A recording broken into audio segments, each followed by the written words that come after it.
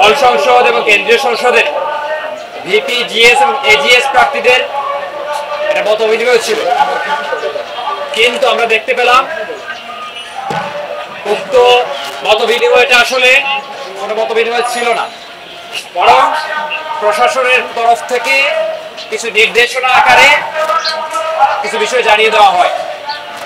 আমরা যারা উপস্থিত ছিলাম বিভিন্ন প্যানেলের কিংবা প্যানেল বহির্ভুক্ত এপিজিএস এজিএসরা আমরা বারবার বলছিলাম যে আমরা কিছু কথা বলতে চাই। এই নির্বাচনকে কেন্দ্র করে আমাদের কিছু সিরিয়াস কনসার্ন আছে, সেই কনসার্ন বিষয়ে আমরা অবগত করতে চাই, কিন্তু দেখতে পেলাম কারো কোনো কথা শোনা হয় নাই। ফলে আমাদের দৃষ্টিতে এখন এই জিনিসটা পরিষ্কার হয়ে যাচ্ছে, প্রশাসন যে কোনো মূল্যে একটা জোড়াতালি নির্বাচন চায়। সে সুষ্ঠু, নিরপেক্ষ, গ্রহণযোগ্য নির্বাচন আয়োজনের জন্য যা যা করা লাগে তা কোনো কিছুই করতে চায় না। এর একটা উদাহরণে আমি শুধু বলতে চাই, বিশ্ববিদ্যালয় ডাকসু নির্বাচনের যতগুলা ভোট কেন্দ্র এবং ভোটের বুথ স্থাপন করবে, তাতে যদি তার সর্বোচ্চ এফিসিয়েন্সিও দেখায়,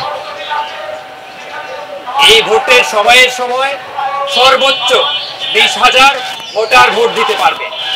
এর বেশি কোনোভাবেই ভোট দিতে আসলে সম্ভব হবে না। আমাদের দিক থেকে আমরা এই বিষয় নিয়ে কনসার্ন জানাই।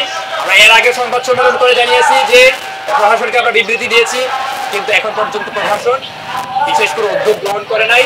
এবং আমরা উদ্যোগের সাথে লক্ষ্য করছি যে বিশেষ একটা মহল এই সাধারণ শিক্ষার্থীরা যারা ভোটে আসতে নিরুৎসাহিত হয় সেই কাজও চালিয়ে যাচ্ছে।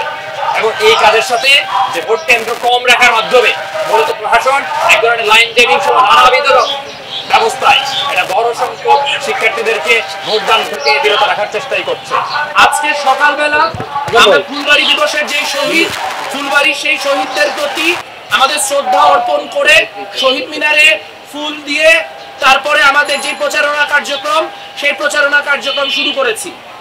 ইতোমধ্যে প্রশাসনের তরফ থেকে নির্বাচন কমিশনের সঙ্গে আমাদের একটি মত বিনিময় সভা অনুষ্ঠিত করা হয়েছিল, কিন্তু আমরা দেখলাম সেখানে কোনো মত বিনিময় হয়নি, বরং বিভিন্ন প্যানেলের যে ভিপি, জিএস এবং এজিএস প্রার্থীরা রয়েছে সেখানে তাদের কোনো রকম কনসার্নকে গ্রহণ না করে তারা একরকম শুধুমাত্র তাদের দিক থেকে একটি বক্তব্য দিয়ে আলোচনা শেষ করে দেয়। এ থেকে আমরা খুবই শঙ্কিত হচ্ছি এই কারণ যদি তারা আসলে ক্রমাগত এই কাজ করতে থাকে তাহলে আমাদের যে লেজিটিমেট কনসার্নগুলি রয়েছে সেই কনসার্নগুলি তারা আসলে কোনোভাবেই অ্যাড্রেস না করে নির্বাচনটি করার একটি পায়তারা করছে। আমাদের কনসার্নগুলো এই মুহূর্তে আমরা আপনাদের সামনে ব্যক্ত করছি। এই কনসার্নগুলি যৌক্তিক কিনা তা আসলে আপনাদের মাধ্যমে আপনাদের যারা দর্শক তাদেরকে বিবেচনা করার জন্য অনুরোধ জানাচ্ছি। প্রথমত, বিশ্ববিদ্যালয় এই নির্বাচনে সর্বোচ্চ পরিমাণ ভোট যাতে পড়ে তা নিশ্চিত করার জন্য বা হাই ভোটার টার্নআউট নিশ্চিত করার জন্য যেই পদক্ষেপগুলো তাদের গ্রহণ করার কথা ছিল সেই পদক্ষেপগুলোর কোনোটি তারা গ্রহণ করেনি। আমরা দেখতে পেয়েছি যখন একজন প্যানেল পদপ্রার্থী তিনি বলেন বিশ্ববিদ্যালয়ের শিক্ষার্থীদের তরফ থেকে যে প্রচুর ডিপার্টমেন্টে 7 তারিখ 8 তারিখ পর্যন্ত পরীক্ষা রয়েছে, সেই ক্ষেত্রে যারা প্রার্থী তারা কি তাদের পড়াশোনার কাজটি মনোযোগ দিয়ে করবেন নাকি তারা নির্বাচনের কাজ করবেন সেই বিষয়ে কোনো উত্তর তারা দেননি। বরং একটু হাস্যকর কথা তারা বলেছেন যে নির্বাচনের জন্য পরীক্ষা পেছানো যাবে না। প্রথম প্রশ্ন হলো, নির্বাচনের যে তারিখ তারা ধার্য করেছেন সেই তারিখ তারা চাইলে অনেক আগেই ধার্য করতে পারতেন। তারা এমন একটি সময় নির্বাচন ধার্য করেছেন যখন একাধিক ডিপার্টমেন্টের পরীক্ষা রয়েছে এবং একাধিক ডিপার্টমেন্টের ইনকোর্স সহ নানাবিধ কারণে তাদের এই ডাকসু নির্বাচনকে কেন্দ্র করে যে মনোযোগ দেওয়া প্রয়োজন সেই মনোযোগ তারা দিতে পারছেন না। এইখানে শিক্ষার্থীদের যেই ভোট সেই ভোট যদি নিশ্চিত করতে হয় যে ব্যাপক পরিমাণে শিক্ষার্থীরা ভোট দিবে তাহলে অন্তত এতটুকু নিশ্চিত করা প্রয়োজন ছিল যে যখন বিভিন্ন প্যানেলের প্রার্থীরা শিক্ষার্থীদের কাছে তাদের ম্যানিফেস্টো নিয়ে যাবেন তখন সেই শিক্ষার্থীদের অন্ততপক্ষে সেই ম্যানিফেস্টোগুলিতে কি বলা হচ্ছে সেটি তো শোনার মতো সময় ও সুযোগ রয়েছে, কিন্তু তার কোনোটি আমরা দেখতে পেলাম না। আমরা আজকে প্রচারণা কার্য শুরু করার পরও দেখতে পেয়েছি অনেক ক্ষেত্রে শিক্ষার্থীদের সাথে আমাদের কথা বলতে এই কারণে অসুবিধা হচ্ছে যে শিক্ষার্থীরা সময় দিতে পারছেন। হয়তো তাদের সামনের মুহূর্তে কোনো পরীক্ষা রয়েছে, তারা অন্য কোনো একাডেমিক ব্যস্ততার মধ্যে রয়েছে। তাহলে এই সমস্যার সমাধান কি আসলে বিশ্ববিদ্যালয় প্রশাসনের করার কথা কি কথা না? আমরা একই সঙ্গে বলতে চাই, আমরা গতবারের নির্বাচনে দেখেছি লাইন জ্যামিং এর মধ্য দিয়ে ভোটার সাপ্রেশনের একটা অর্গানাইজড চেষ্টা এই বিশ্ববিদ্যালয়ে হয়েছে। সেই সময় যারা ছাত্রলীগ করতেন তারা অনেকেই এখন একটি নির্দিষ্ট সংগঠন করেন এবং তারা দীর্ঘদিন ছাত্রলীগের অভ্যন্তরে থেকে এই লাইন জ্যামিং এর যে বিভিন্ন টেকনিক সেগুলি রপ্ত করেছে।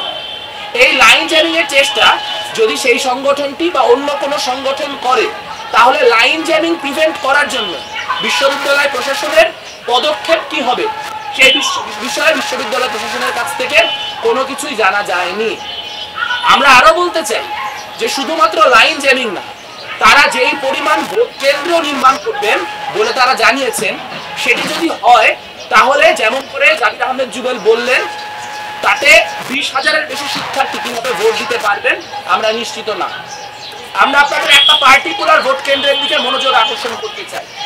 আপনারা জানেন টিএসসিতে রোকেয়া হলে সকল শিক্ষার্থীর যেই ভোট কেন্দ্র সেই ভোট কেন্দ্র রাখা হয়েছে। আপনারা জানেন আবাসিক অনাবাসিক মিলিয়ে রোকেয়া হলে শিক্ষার্থীর সংখ্যা প্রায় 5,500। এবার আপনি চিন্তা করেন টিএসসিতে যদি আমরা 60টা বুথ বসাই, 60টি বুথ বসাই, আমরা যদি ধরি একজন শিক্ষার্থীর গড়ে একটা ভোট সম্পন্ন করতে 10 মিনিট লাগে, এই সময়টি কিন্তু আমরা খুব মিনিমালিস্টিক ধরেছি। কারণ আপনি চিন্তা করে দেখেন ভিপি পদপ্রার্থী হিসেবে যদি 40 জন মানুষের নাম থাকে, সেই 40 জনের মধ্যে থেকে যেই নামটি তিনি দাগাতে চান সেই নামটি খুঁজে বের করতে 10-15 সেকেন্ডের বেশি সময় লাগে। সদস্য পদে 13 জনকে তিনি দাগ দিবেন, সেখানে নাম আছে 200-র বেশি। সেই 200 নামের মধ্যে থেকে 13টি নাম খুঁজে বের করতে কি পরিমাণ সময় লাগে? এই মিলিয়ে যদি আমি ধরি 41টি ভোট সম্পন্ন করতে একজন শিক্ষার্থী 10 মিনিট সময় লাগে, তাহলে একটি বুথে আসলে গড়ে 6 জন শিক্ষার্থী 1 ঘন্টায় ভোট দিতে পারবেন। যদি হবে করে আমি ধরি যে 8 ঘন্টাও সময় দেওয়া হয়, তাহলে হিসাবটি কি দাঁড়ায়? 6-8 48 জন। তাহলে একটি বুথে যদি 48 জন করে ভোট দিতে পারেন, জি, তাহলে আপনারা এই হিসাবটা করবেন যে আসলে 5,000 মানুষকে ভোট দিতে আসলে সেখানে কি পরিমাণ সময় লাগে। আমাদের হিসাব বলছে, জি, এখানে আপনারা যদি হিসাব করেন তাহলে আপনারা দেখতে পাবেন যদি সর্বোচ্চ এফিসিয়েন্সিও নেওয়া হয় তাহলেও আসলে 5,500 মানুষের ওই 60টি বুথে ভোট সম্পন্ন করা কোনোভাবেই সম্ভব না। তাহলে এর মধ্য দিয়ে যেটি হবে সেটি হচ্ছে লাইনে মানুষকে প্রচুর সময় দাঁড়িয়ে থাকতে হবে এবং লাইনে দাঁড়িয়ে থাকাকে কেন্দ্র করে অনেক মানুষ বিরক্ত হবেন এবং 4-5-6 ঘন্টা লাইনে দাঁড়িয়ে থাকার কারণে অনেক শিক্ষার্থী ভোট দেওয়া থেকে নিরুৎসাহিত হয়ে চলে যাবে, যেটি একটি লো ভোটার টার্ন আউট ইলেকশনের দিকে আমাদেরকে ধাবিত করে। আমরা এরকম কোনো নির্বাচন চাই না। আমরা চাই যারা যারা ভোট দিতে চান তাদের প্রত্যেকে যেন ভোট দিতে পারে। একটা বিশ্ববিদ্যালয়ের নির্বাচন হলে হওয়ার কথা না, সেখানে সবাই যাতে ভোট দিতে পারে সেটি নিশ্চিত করার জন্য বিশ্ববিদ্যালয় প্রশাসন একাধিক মেকানিজম দিতে পারতেন। যারা চাইলে ভোটের দিন একাধিক দিন দিতে পারতেন, যারা চাইলে আর্লি ব্যালটের ব্যবস্থা করতে পারতেন, তারা চাইলে অনলাইনে ভোটের একটা অংশ শিফট করতে পারতেন। কিন্তু এই কোনো প্রক্রিয়ায় ন্যূনতম আগ্রহ আমরা তাদের দেখছি না।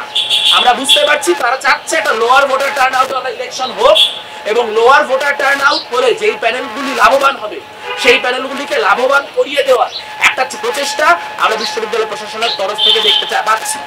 একই সঙ্গে আমরা বলতে চাই যে শুধুমাত্র এই বিষয়টি নয়, তারা দাবি বলেছেন যে 8 তারিখ থেকে তারা মেট্রো রেলের যে স্টেশন টিএসসি স্টেশন সেটি বন্ধ করে দেবে। আপনারা জানেন মেট্রো রেলের টিএসসি স্টেশনে যত মানুষ নামেন তার মধ্যে বহিরাগত যেমন থাকেন বিশ্ববিদ্যালয়ের শিক্ষার্থীরাও থাকেন। প্রচুর শিক্ষার্থী মেট্রো রেলে করে ওই দিন ভোট দিতে আসতে পারে।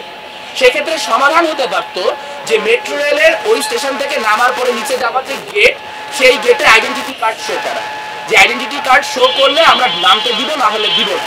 কিন্তু সেটি না করে বিশ্ববিদ্যালয় প্রশাসন যে মেট্রো রেলই বন্ধ করে দিলেন 8 তারিখের পরে, তা থেকে বোঝা যাচ্ছে যে তারা চাচ্ছেন একটা lower voter turn out election হোক।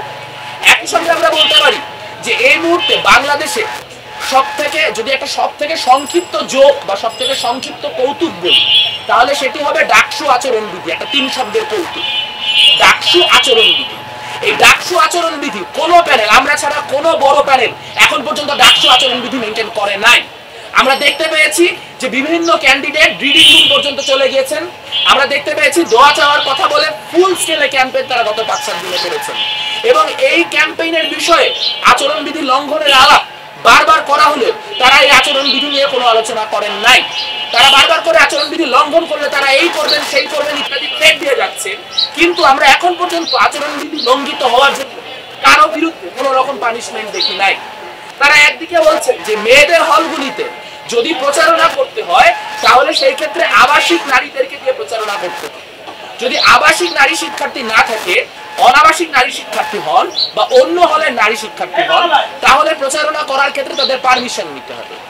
পারমিশনের মুশকিলটি হচ্ছে, ধরা যাক যদি আমি আজকে একটা পারমিশনের কার্ড বানিয়ে ফেলতে পারি যে ধরে নিমি আপা তিনি শামসুন নাহার হলের সাবেক ভিপি, তিনি শামসুন নাহার হলে প্রচারণা করতে যাবেন যেহেতু এই মুহূর্তে অনাবাসিক।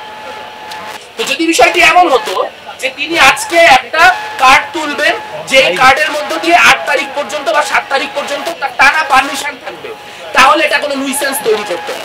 কিন্তু আমরা প্রশাসনের কথা যেটা বুঝতে পারলাম সেটা হচ্ছে প্রত্যেকটা হলে প্রত্যেকবার ঢোকার জন্য একবার করে সিগনেচার করতে হবে, একবার করে অ্যাপ্লিকেশন দিতে হবে, তারপর আমরা ঢুকতে পাবো এবং নির্দিষ্ট সময়ের জন্য। তাহলে ভাই আমরা তো এতদিন পর্যন্ত আচরণবিধি লঙ্ঘন করে হলে হলে যাই না, তাহলে আমরা এখন কি করবো? আমরা কি প্রচারণা করবো না অ্যাপ্লিকেশন? মানে আমাদের সময়টা যেটুকু আছে সেটিকে আপনারা চাচ্ছেন যে আমরা অ্যাপ্লিকেশনে ব্যয় করি, সেটুকু আমরা প্রচারণায় ব্যয় করতে না পারি?